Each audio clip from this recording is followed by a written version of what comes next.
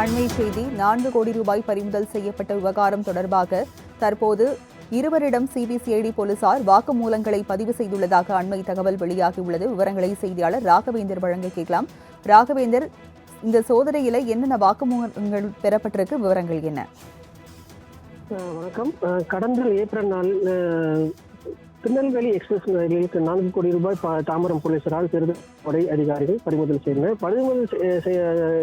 பணத்தை எடுத்து சென்ற சதீஷ், நவீன், பெருமாள் ஆகியோர் பிடிபட்டனர். இவர்கள் நெல்லை பாஜக வேட்பாளர் நயினா நாகேந்திரனோட தொடர்புடைய என்பதில் பிடிபட்டது தெரியவந்தது. இதையடுத்து இந்த பணம் தன்னுடைய அல்ல என்று நயினா நாகேந்திரன் கூறி மறுத்துவிட்டார்.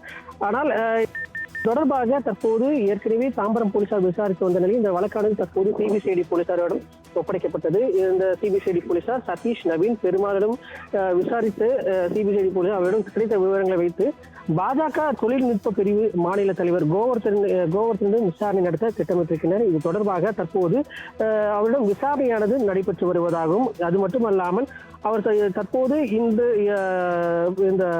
அவருடைய கோவர்தனின் வீடு மற்றும் கிரீன்வே சாலையில் இருக்கக்கூடிய அவரது ஹோட்டல் ஆகிய இடங்களில் தற்போது சோதனையானது நடத்தப்பட்டதாக சிபிசிஐடி போலீசார் தரப்பில் தெரிவிக்கப்பட்டிருக்கு.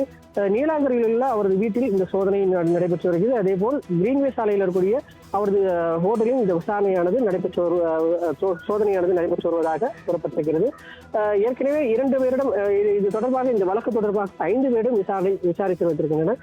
பெருமாள், முருகன், நவீன் கிட்டத்தட்ட 5க்கும் மேற்பட்டவரிடம் இந்த சிபிசிஐடி போலீசார் விசாரணை நடத்திய நிலையில் தற்போது கோவர்தனிடம் விசாரணை நடத்துவதற்குண்டான அனைத்து வேலைகளையும் தற்போது ஈடுபட்டு வருகின்றனர். ஏனென்றால் இவரிடம் இந்த பாஜக தொழில்நுட்ப பிரிவு சில நிர்வாகிகள் இருக்கக்கூடிய இவரிடம்தான் பணம் கொடுக்கல் வாங்கல் இருப்பதாக கூறப்படுகிறது. எனவே இந்த விசாரணையானது அடுத்த கட்டத்திற்கு செல்ல இருப்பதாக சிபிசிஐடி அதிகாரிகள் தரப்பில் தெரிவிக்கப்பட்டிருக்கிறது.